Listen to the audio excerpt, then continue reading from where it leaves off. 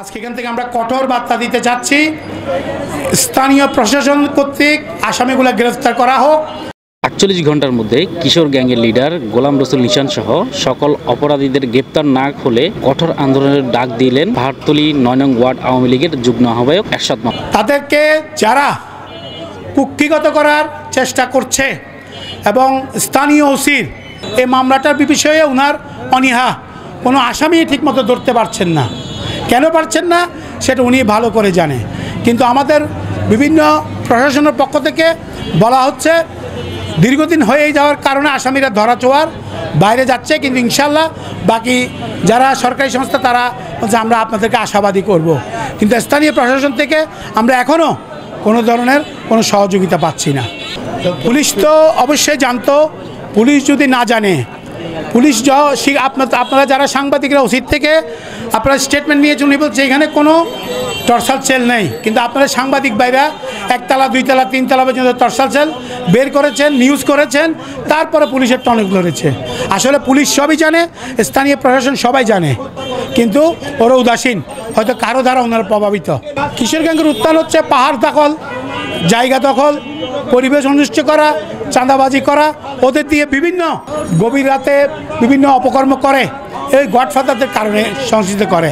এরা কিশোর গ্যাংকে মূলত মদত করে এবং বিভিন্ন সময় পেপার পত্রিকায় আপনারা নিউজ দেখেছেন, স্থানীয় প্রশাসনের কাছে তালিকা দেখেছেন, এই কিশোর গ্যাং লিডারের গডফাদাররা কারা।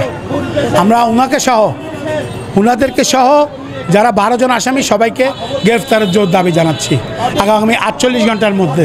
নাহলে আমরা মাননীয় কমিশনার, মাননীয় ডিসি মহোদয়ের কাছে আমরা স্মারকলিপি দেব। কিশোর গ্যাংয়ের হামলায় নিহত চিকিৎসক কোরবান আলীর হত্যাকারীদের গ্রেপ্তারের দাবিতে শুক্রবার বিকেল 4টায় চট্টগ্রাম নগরীর আকবর্ষা থানার সামনে মানববন্ধন করেছে আওয়ামী লীগের নেতাকর্মী ও স্থানীয়রা। মানববন্ধনে অংশ নিয়ে দিগন্ত টিভিকে বলেন, যদি আবারও আমাদের উপর হামলা হয় তাই আমাদের নিরাপত্তা নিশ্চিত করতে হবে। সেই সাথে গোলাম রসুল নিশান সহ সকল অপরাধীদেরকে গ্রেপ্তার করে দ্রুত শাস্তির আওতায় আনতে হবে। মানববন্ধনে এই দাবি জানান কিশোর গ্যাংয়ের হামলায় নিহত চিকিৎসক কোরবান আলীর ছেলে আলী রেজা রানা। আজকে আমার মানববন্ধনের কারণগুলো হচ্ছে মূলত আসামিদেরকে আজকে 21 দিন হয়ে গেছে, এখন পর্যন্ত যে 9 জন আসামি তাদের কাউকে গ্রেফতার করা হয়নি।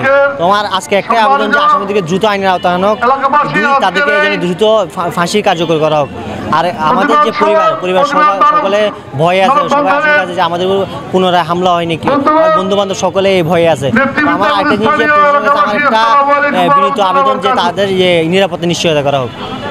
পাহাড়তলী ৯ নং ওয়ার্ড আওয়ামী লীগের ভারপ্রাপ্ত আহ্বায়ক সরওয়ার মোর্শেদ কোচি ও যুগ্ম আহ্বায়ক এরশাদ মামুন 7 দফা দাবি নিয়ে মানববন্ধনে উপস্থিত হয়ে বলেন, দন্ত চিকিৎসক কোরবান আলীর হত্যাকারীদের গ্রেফতার, টর্চার সেল, মাদকের আস্তানা ও আকবর্ষা থানার ওসিকে অপসারণ করে ও সবাইকে আইনের আওতায় এনে দৃষ্টান্তমূলক শাস্তির দাবি জানান এই নেতা।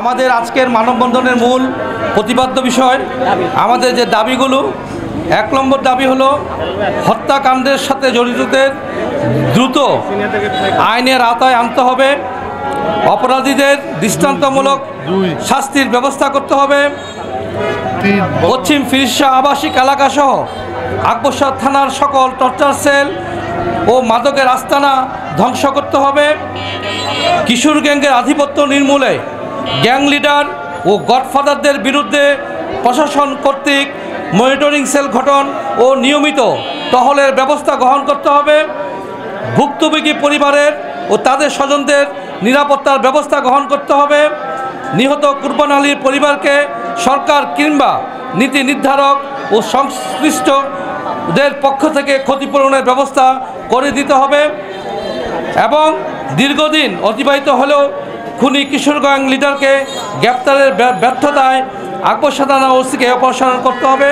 এবং আমরা এই মানববন্ধন থেকে একটি কথা বলতে চাই, যেহেতু আমরা আকবর্ষা থানায় সামনে আমরা মানববন্ধন করতেছি, আপনারা আগামী দিনে আইন শৃঙ্খলা নিরপেক্ষতা বজায় রেখে আমাদেরকে প্রমাণ করতে হবে যে আপনারা আইনের প্রতি শ্রদ্ধাশীল এবং এখানে পরিবেশ যারা নষ্ট করছে তাদের বিরুদ্ধেও আগামী দিনে সুচার নিরপেক্ষভাবে আপনারা আইনের আওতায় আনতে হবে।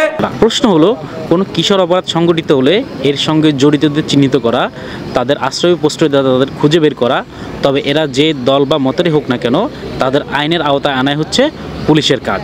আব্দুল আজিজ, দিগন্ত টিভি, চট্টগ্রাম।